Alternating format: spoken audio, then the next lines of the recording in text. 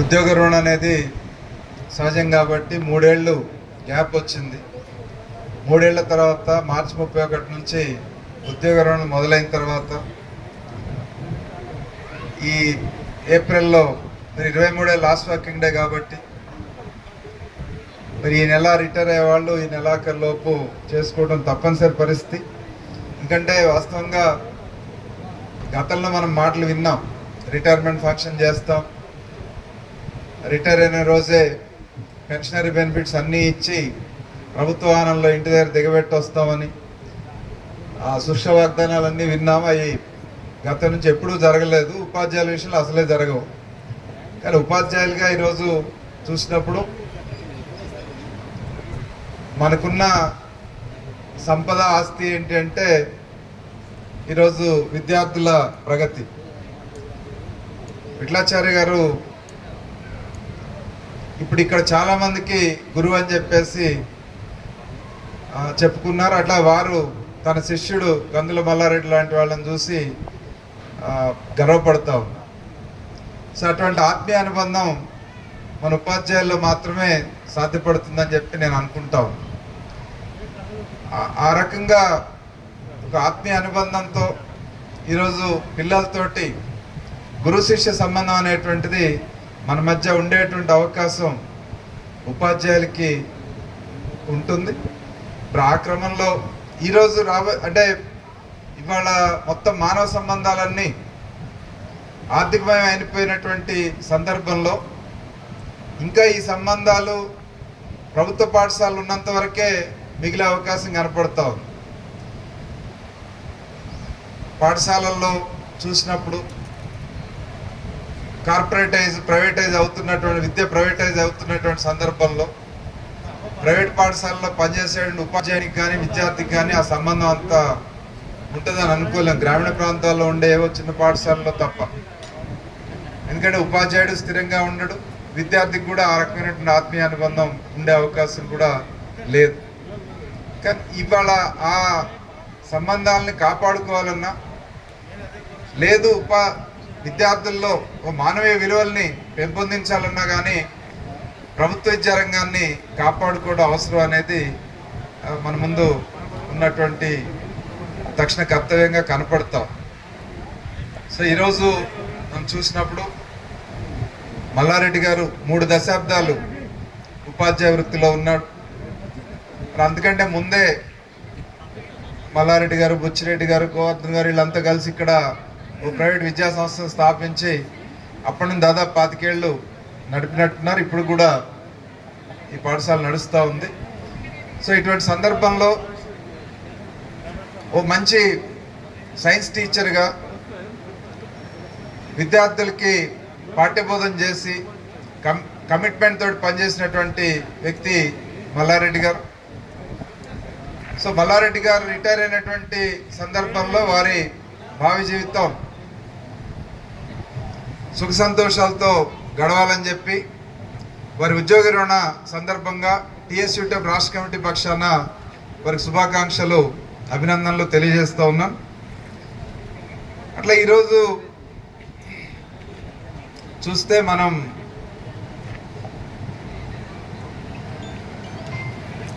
దేశంలో రాష్ట్రంలో ఉన్నటువంటి పరిస్థితి, ముఖ్యంగా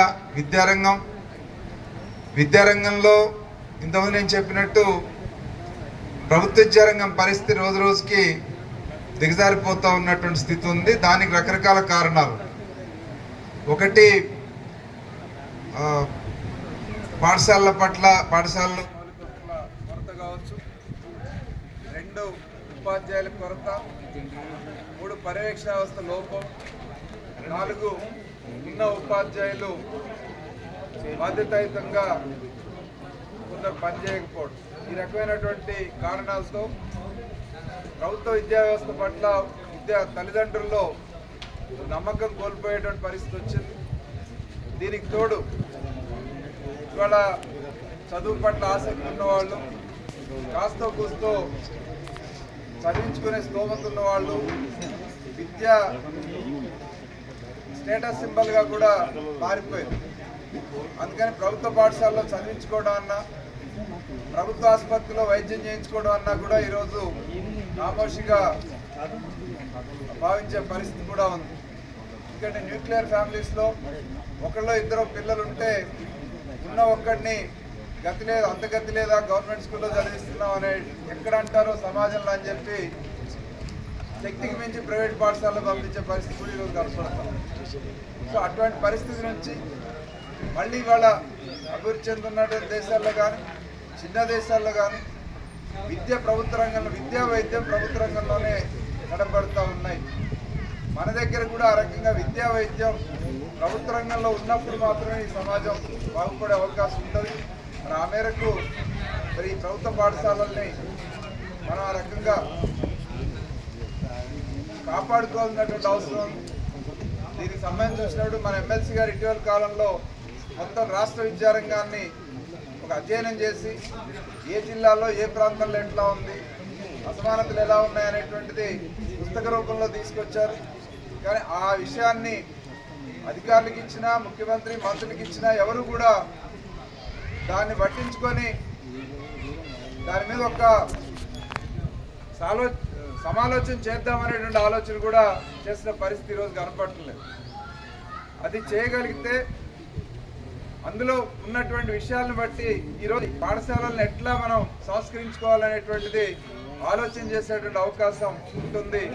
ఆ రకంగా విద్యారంగాన్ని సంస్కరించుకోకపోతే ఈ పాఠశాలలో బతికే పరిస్థితి కూడా కనపడటం లేదు. దానికోసం అవసరమైన కార్యాచరణ ఒక ఎమ్మెల్సీ గారే కాదు, ఈరోజు టీఎస్ యూటీఎఫ్ కార్యకర్తలు మొత్తం సమాజంలో కాస్త ఈ సమాజం పట్ల అవగాహన కల్చర్ ఉన్న ప్రతి ఒక్కళ్ళు కూడా ఈరోజు ఈ ప్రభుత్వ విద్యారంగ అభివృద్ధి కోసం బాగు చేసుకోవడం కోసం కృషి చేయాల్సినటువంటి అవసరం ఉందని చెప్పి సందర్భంగా తెలియజేస్తూ ఉన్నాం.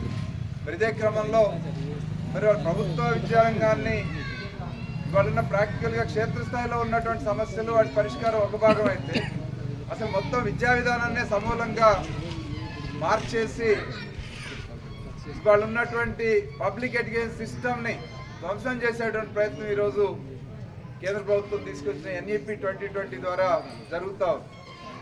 ఎన్ఈపీ 2020 జాతీయ విద్యా విధానం పేరు, కానీ అది అమలు జరిగితే విద్యలో మరింత అంతరాలు పెరిగేటువంటి పరిస్థితి కనపడతా ఉంది. ఫెడరల్ వ్యవస్థలో ఉమ్మడి జాబితాలో ఉన్న విద్యని కేంద్రం మొత్తం తన కంట్రోల్లోకి తీసుకుంటా ఉంది.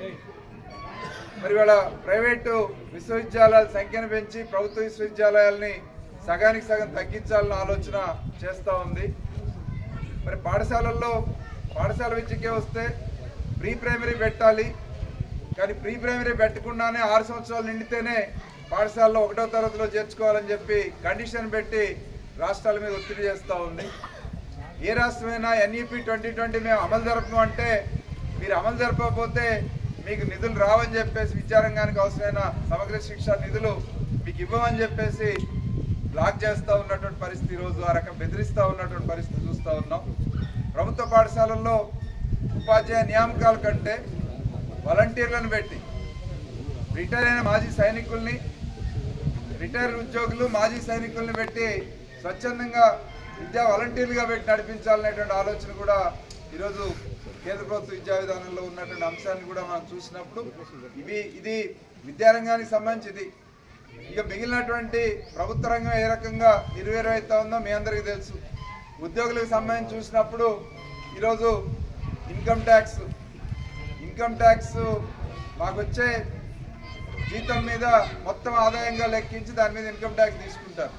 కానీ మాకు వచ్చిన ఆదాయం ఈరోజు ఆదాయంలో నుంచే ఉప్పు, పప్పు, బియ్యం అన్నీ కొనుక్కొని తినేదానికోసం జిఎస్టీ కట్టాల్సింది. పిల్లల చదువులకి జిఎస్టీ కట్టాలి, మెడికల్ ఫెసిలిటీస్కి జిఎస్టీ కట్టాలి, ఇంకా ఇన్సూరెన్స్ లాంటి ప్రీమియం కడితే కూడా జిఎస్టీ కట్టాల్సినటువంటి పరిస్థితి. మరి అన్నిటికీ ట్యాక్స్లు కట్టుకుంటా మళ్ళీ ఆదాయం అంటూ మొత్తం జీతానికి ఇన్కమ్ ట్యాక్స్ వసూలు చేయటం ఏ రకంగా కరెక్ట్? అది కూడా 2013లో ఏ ట్యాక్స్ ఉందో ఇవాటికి కూడా అదే రకమైనటువంటి లాభంతో నడుపుతూ ఉన్నటువంటి పరిస్థితి కూడా ఈరోజు చూస్తాం. అట్లాగే ఈరోజు ఇంకా ఇతర అంశాల్లోకి వచ్చినప్పుడు ఉద్యోగులుగా గతంలో ప్రభుత్వ ఉద్యోగులు సామాజిక భద్రత ఉండేది. అర్ధాంతరంగా చనిపోయినా లేదు రిటైర్ అయినా పెన్షన్ ఉండేది. కానీ 2004 జనవరి తర్వాత కేంద్ర ప్రభుత్వ ఉద్యోగులకి, 2004 సెప్టెంబర్ తర్వాత రాష్ట్ర ప్రభుత్వ ఉద్యోగులకి ఈరోజు పెన్షన్ లేదు. కంట్రిబ్యూటరీ పెన్షన్ విధానం తీసుకొచ్చి చందాతో కూడిన పెన్షన్ విధానంతో ఈరోజు ప్రభుత్వ బాధ్యతలను తప్పుకుంది. మరి వాళ్ళ ఆ రకమైనటువంటి పథకాన్ని తీసుకొచ్చింది ఎవరు అని అంటే 2003లో అధికారంలో ఉన్న ఎన్డీఏ గవర్నమెంట్ తీసుకొచ్చింది. దాన్ని ఇప్పటిదాకా కొనసాగిస్తూ ఉన్నాం. ఇవాళ మధ్యలో వచ్చినటువంటి రాష్ట్రాల్లో ఆ రాష్ట్రాల్లో ఉన్నటువంటి ప్రతిపక్ష ప్రభుత్వాలు దాన్ని రద్దు చేస్తే కూడా మీకు రద్దు చేసే అధికారం లేదని చెప్పేసి ఈరోజు కేంద్రం చెప్తా ఉన్నటువంటి సందర్భం. సో ఈ రకంగా ఉద్యోగ వర్గాల మీద భారాలు ఏ రకంగా ఉన్నాయనేటువంటిది కూడా మనం ఈరోజు చూసినప్పుడు ఈ భారాలకు కారణం ఏంటి, వాటి ఎట్లా మనం అధిగమించాలనేటువంటి ఆలోచన కూడా చేయాల్సినటువంటి అవసరం ఉందని చెప్పి సందర్భంగా తెలియజేస్తా ఉంది. మరి ఈరోజు బుద్ధిజీవులుగా, ఉపాధ్యాయులుగా నలుగురికి మనం 4 విషయాలు చెప్పగలిగినటువంటి వాళ్ళుగా మనం కొంత ఆలోచన పనులుగా ఉండాల్సినటువంటి అవసరం ఉంది, ఆలోచన చేయాల్సినటువంటి అవసరం కూడా ఉందని చెప్పి సందర్భంగా మీ దృష్టికి తీసుకొస్తా ఉన్నాం. ఇవాళ రాష్ట్ర విద్యారంగంలో ఉన్నటువంటి పరిణామాలను చూస్తే 9 ఏళ్లుగా ఉపాధ్యాయులకు పదోన్నతులు లేవు, 6 ఏళ్లుగా బదిలీలు లేవు. బదిలీలు పదోన్నతులు కావాలని గత 4-5 ఏళ్లుగా పెద్ద ఎత్తున ఉద్యమాలు చేస్తే ఆగ్రహించిన ప్రభుత్వం ఉపాధ్యాయ సంఘ నాయకుల మీద కేసులు పెట్టింది మా మీద. తర్వాత ప్రమోషన్లకు సంబంధించి చివరికి 3 ఏళ్ల పాటు పోరాటం చేసిన తర్వాత ప్రమోషన్లు క్లియరెన్స్ ఇచ్చారు. కానీ ఆ ప్రమోషన్లు కోర్టు పాలై ఈరోజు ప్రమోషన్లు లేవు. మరి వాళ్ళ రాష్ట్ర విద్యారంగం అంతా కూడా తీవ్రమైనటువంటి సంక్షోభంలో ఉన్నది. 22,000 ఉపాధ్యాయ పోస్టులు ఖాళీగా ఉన్నాయి. ఉపాధ్యాయుల ప్రమోషన్లు చూసుకుంటే ఈరోజు దాదాపు 10,000 మందికి ప్రమోషన్లు రావాల్సి ఉంది. ప్రమోషన్ ప్రక్రియ ప్రారంభించి మల్టీజోన్ 1లో గెజిటెడ్ మాస్ ప్రమోషన్లు ఇచ్చారు. మల్టీజోన్ 2కి వచ్చేటప్పటికి ప్రమోషన్లు ఆగిపోయినాయి. మల్టీజోన్ 1లో 2లో కూడా గవర్నమెంట్ సెక్టార్లో ప్రమోషన్లు ఇచ్చారు. ఓన్లీ జిల్లా పరిషత్ సెక్టార్ మల్టీజోన్ 2 మాత్రమే ఆగిపోయినటువంటి పరిస్థితి ఉంది. వీటిని కోర్టు క్లియరెన్స్ ఇచ్చిన తర్వాత కూడా ఇవాళ మీనమేషాలు లెక్కించి చివరికి ఎలక్షన్ కోడ్ వచ్చి ఆగిపోయింది. సమ్మర్లో కూడా కాలేదు. మరి కనీసం ఈ సమ్మర్లో అయినా ప్రమోషన్స్ అన్నీ క్లియర్ అయితే వచ్చే అకాడమిక్ ఇయర్ క్లియర్గా ఉంటుందని అనుకున్నాం. ఈలోపు ఒక పెద్ద బాంబులాగా టెట్ వివాదం వచ్చింది. ఈరోజు ఒక కేడర్ నుంచి మరో కేడర్కి ప్రమోషన్ కావాలంటే టీచర్లకు టెట్ కావాలనేటువంటిది ఈరోజు NCT guidelines, court orders, NCT guidelines వచ్చిన తర్వాత మరి ఆ టీచర్ ఎలిజిబిలిటీ టెస్ట్ 35 ఏళ్ళు టీచర్గా పనిచేసిన తర్వాత నువ్వు టీచర్కి అర్హత ఉందా లేదా నీకు టీచర్గా అని చెప్పి టెస్ట్ పెడతానని చెప్పి ఇప్పుడు చెప్తా ఉంటే అది హాస్యాస్పదంగా అనిపిస్తూ ఉంది. మరి ఇవాళ సెంట్రల్ గవర్నమెంట్ చెప్పింది కూడా ఒక కేడర్ నుంచి ఒక లెవెల్ నుంచి ఇంకో లెవెల్కి పోతే టెట్ అవసరం అన్నది తప్ప ఒక కేడర్ నుంచి ఇంకో కేడర్కి టెట్ కావాలా అనే దాని మీద ఎక్కడ స్పష్టత లేదు. ఆ విషయాల్ని క్లియర్ చేయమని చెప్పేసి మనం వెళ్ళి ఎన్సిటీని అడిగాం. వాళ్ళు లెవెల్స్ అని చెప్పి లెటర్ పంపి ఆ లెవెల్స్ అంటే ఏంటో చెప్పండి అని చెప్పి అడిగితే గవర్నమెంట్ లెటర్ రాసి ఇప్పటివరకు రిప్లై లేదు. 4 రోజులు అవుతుంది. కాబట్టి ఈ విషయం మీద మరింత క్లారిటీ తీసుకోవడం కోసం మా ఎమ్మెల్సీ గారు మరి అపాయింట్మెంట్ తీసుకుంటే రేపు 3వ తేదీన అపాయింట్మెంట్ ఇచ్చారు. మరి ఎన్సిటి సెక్రటరీని కలిసి దానికి టెట్కి సంబంధించి కూడా పూర్తి క్లారిటీ తీసుకోవాల్సినటువంటి అవసరం ఉంది. ఆ రకంగా ఎవరికి టెట్ అవసరం, ఎవరికి మినహాయింపు ఉంది. ఒకటి టెట్ అవసరం అయితే ఆ టెట్ని ఇప్పుడున్న పద్ధతిలో పెడితే ఉపయోగం లేదు, దాన్ని ఇన్సర్వీస్ స్టేట్ పెట్టాలని లేదా ఉన్నటువంటి టెట్లో సిలబస్ని మార్పులు చేయాలని చెప్పేసి ఈ రకమైనటువంటి ఆలోచన కూడా చేస్తూ ఉన్నాం. మన వైపు నుంచి ఆ ప్రతిపాదన తయారు చేస్తూ ఉన్నాం. దీంతో కూడా అన్ని ఉపాధ్యాయ సంఘాలని కలుపుకొని కూడా మనము ఈ విషయంలో ముందుకు పోయే ప్రయత్నం చేస్తున్నాం. ఒక్క టెట్ అనే కాదు, ఈరోజు రాష్ట్రంలో ఉద్యోగులు ఉపాధ్యాయులు ఎదుర్కొన్న సమస్యల పరిష్కారం అనేది ఇవాళ అన్ని ఉపాధ్యాయ ఉద్యోగ సంఘాలు ఐక్యంగా ఉద్యమాలు చేస్తేనే సాధ్యపడుతుంది. సో దానికోసం గత 10 ఏళ్ల కాలంలో మనం చూసినప్పుడు పొద్దుతిరుగుడు సంఘాలు ఐక్యత ఉద్యమాల్లోకి కలిసి రావడానికి సిద్ధపడలేదు. కానీ ఈరోజు మరి అప్పుడు కూడా కలిసి వచ్చిన సంఘాలను కలుపుకొని ఉపాధ్యాయ సంఘాల పోరాట కమిటీ కానీ, జేసీటీయూ కానీ, ఐక్యవేదిక ఉద్యోగ ఉపాధ్యాయ పెన్షనల్ సంఘాల ఐక్యవేదికను కానీ ఏర్పాటు చేసి వాటి ద్వారా అనేక ఉద్యమాలు మనం నిర్వహించాం. అందులో టీఎస్యూటీఎఫ్ క్రియాశీలక పాత్ర పోషించినటువంటి సందర్భం కూడా మీ అందరికీ తెలుసు. మరి అదే రకంగా ఇప్పుడు పాలకులు మారినా సో ఈ సంఘాల మధ్య ఈ పాలకులు మారిన సందర్భంలో, ప్రభుత్వాలు మారిన సందర్భంలో సంఘాల మధ్య ఐక్యతను పెంపొందించి ఇప్పటికైనా సరే ఉపాధ్యాయ ఉద్యమం లేకపోతే ఉద్యోగుల ఉపాధ్యాయుల యొక్క వర్కింగ్ క్లాస్ యొక్క ఐక్యత అవసరాన్ని గుర్తింపజేసి అందరినీ కలుపుకోయేటువంటి ప్రయత్నం చేస్తూ ఉన్నాం అనేటువంటి విషయాన్ని కూడా ఈ సందర్భంగా మీ దృష్టికి తీసుకొస్తూ మరి ఈరోజు మన మల్లారెడ్డి గారు మండల నాయకుడిగా, ఆ తర్వాత జిల్లా ఆఫీస్ బేరర్గా, యాదాద్రి భువనగిరి జిల్లాలో ఆఫీస్ బేరర్గా పనిచేశారు. ఉపాధ్యాయులకు ఎంతో సర్వీస్ చేశారు. వాస్తవం ఇక్కడ మనం చూసినప్పుడు యాదాద్రి భువనగిరి జిల్లాలో ఏప్రిల్లో రిటైర్మెంట్ ఉంది కాబట్టి నవంబర్ డిసెంబర్లో జరిగే మహాసభల్లో ఎలాగ నేను రిటైర్ అవుతున్నా అని చెప్పి ఆఫీస్ బేరర్ నుంచి, జిల్లా ఆఫీస్ బేరర్ నుంచి ముందుగానే రిటైర్ అయ్యారు. తీరా మార్చ్ 31కి వచ్చేటప్పటికి ఎక్స్టెన్షన్ వచ్చింది 3 ఏళ్ళు. సో అందుకని ఇప్పుడు పూర్వ కార్యదర్శి అని చెప్పాల్సి వస్తుంది. లేకపోతే ఇప్పుడు దాకా వారు జిల్లా ఆఫీస్ బేరర్గా కొనసాగేటువంటి అవకాశం ఉండేది. ఏమైనా సరే పదవి ఏదైనా కాదు, ఏ బాధ్యతల్లో ఉన్న పదవేమీ అలంకారప్రాయం కాదు, అది బాధ్యత ఏది ఉన్నా లేకున్నా బాధ్యతాయుతంగా పనిచేసేటువంటి కార్యకర్తలు ఈరోజు టీఎస్యూటీఎఫ్లో మల్లారెడ్డి గారు లాంటి వాళ్ళు ఉన్నందుకు వారి ఆ స్ఫూర్తితోనే మేము ఈరోజు పనిచేస్తూ ఉన్నాం అనేటువంటి విషయాన్ని కూడా ఈ సందర్భంగా మీ దృష్టికి తీసుకొస్తూ మరొక్కసారి మల్లారెడ్డి గారి భావి జీవితం ప్రశాంతంగా గడవాలని, అట్లా వారికి ఉన్నటువంటి సమయాన్ని ఇప్పటిదాకా విద్యార్థుల కోసం వెచ్చించారు.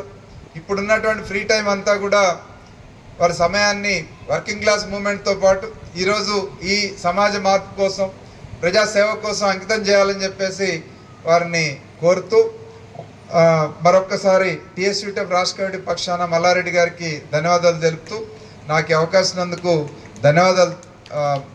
సభాధ్యక్షులు బుచ్చిరెడ్డి గారికి మీ అందరికీ ధన్యవాదాలు తెలుపుతూ నేను మహబూబ్నగర్ వెళ్లాల్సి ఉంది. మరొక కార్యక్రమంలో పాల్గొనడం కోసం నాకు అనుమతి ఇవ్వాలని కోరుతూ సెలవు. Thank you.